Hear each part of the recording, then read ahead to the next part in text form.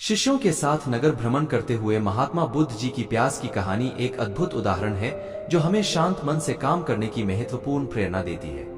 महात्मा जी की तड़प और उनके शिष्यों की कोशिशें पानी की तलाश में एक दूसरे से अलग थलग दिखती हैं, लेकिन उत्कृष्टता सिर्फ शांत मन से काम करने में ही स्थित है। इस कहानी के माध्यम से हम जानते हैं कि जब हम शांत होकर और धैर्य से काम करते हैं तो हम अपने लक्ष्य को प्राप्त करने में सफल हो सकते हैं। एक बार की बात है, महात्मा बुद्ध जी अपने शिष्यों के साथ नगर भ्रमण पर निकले हुए थे। जब वह लोग काफी दूर चलकर आ गए और गर्मी भी बहुत हो रही थी, गर्मी के कारण महात्मा जी को बहुत जोर से प्यास लगने लगी। तब महात्मा जी ने अपने एक शिष्य से बोले, वत्स हमें बहुत तेज प्यास लग रही है, क्या तुम हमारे लिए पानी ला सकते हो? तभी शिष्य बोला, क्यों नहीं गुरुजी, आप वहाँ पेड़ के नीचे थोड़ा विश्राम कर ले, मैं अभी आपके लिए पानी लेकर आता हूँ। यह कहकर वह शिष्य पानी की खोज इधर उधर करने लगा, लेकिन उसे आसपास कहीं भी पानी का स्रोत नहीं दिखा। कुछ दूरी पर उसे एक पानी का स्रोत दिखा। वह जैसे ही उस जलाशय से पानी लेने के लिए गया, तभी उसने देखा कि वहाँ कई लोग उस जलाशय में कपड़े धो रहे थे, कुछ स्नान कर रहे थे। और फिर उसने देखा कि एक बैलगाड़ी सवार उस जलाशय को पार कर गया, जिससे कि जलाशय का पानी बहुत ही गंदा हो गया, क्योंकि उससे जलाशय की कीचड़ पानी में घुल गई और पानी मैला हो गया। तब उसने सोचा कि इतना गंदा पानी में गुरुजी के लिए कैसे ले जाऊं, इससे तो अच्छा है कि मैं खाली हाथ ही चला जाऊं। फिर उसने मन में सोचा कि गुरुजी पूछेंगे तो मैं क्या बोलूंगा। तब उसने कहा कि गुरुजी पूछेंगे तो कह दूंगा कि गुरुजी, यहाँ तो दूर दूर तक कहीं भी कोई पानी का स्रोत नहीं है। फिर थोड़ी देर बाद वह शिष्य गुरुजी के समीप आया और फिर महात्मा जी ने उससे बड़े प्रेम से पूछा कि वत्स ले आए पानी?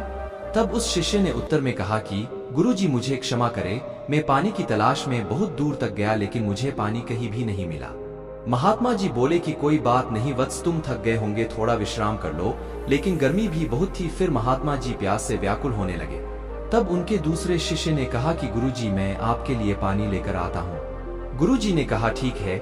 शिष्य बोला कि गुरुजी, तब तक आप उस पेड़ के नीचे थोड़ा विश्राम कर ले।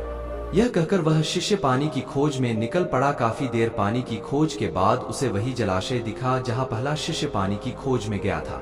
तब उसने भी वही सब देखा जो कि पहले शिष्य ने देखा था, कि लोग वहां कपड़े धो रहे थे, नहा रहे थे, जिससे कि पानी काफी मैला हो गया था। फिर वह शिष्य कुछ सोचकर कुछ देर वही बैठा रहा और फिर वह पानी एक पात्र में लेकर गुरुजी के समीप आकर बोला कि यह लीजिए गुरुजी पानी। तब गुरुजी ने पानी पिया और फिर दूसरे शिष्य से पूछा कि वत्स, तुम तो कह रहे थे कि तुम्हें दूर दूर तक कहीं भी पानी नहीं दिखाई दिया, फिर यह मेरे लिए कहां से पानी ले आया? तब शिष्य ने उत्तर में कहा कि गुरुजी, मुझे एक जलाशय मिला था, लेकिन वहां का पानी बहुत ही गंदा था, वह गंदा पानी मैं आपके लिए कैसे लाता? तब उन्होंने अपने दूसरे शिष्य से पूछा कि वत्स, तुम पानी कहां से लाए हो? उत्तर में उस शिष्य ने कहा कि गुरुजी, मैं उसी जलाशय से पानी लाया हूँ। तब महात्मा जी बोले कि यह पानी तो गंदा नहीं है, अगर तुम उसी जलाशय से पानी लाए हो। तब उत्तर में उस शिष्य ने कहा कि हाँ गुरुजी, क्योंकि जब सब वहां से कपड़े धोकर और स्नान करके चले गए, तब मैंने पानी की गंदगी नीचे बैठ जाने का इंतजार किया और जब पानी साफ हो गया तब मैं पानी लेकर आ गया। तब महात्मा जी बोले कि शाबाश वत्स, अगर कोई भी काम शांत होकर किया जाता है तो वह काम जरूर ही सफल होता है।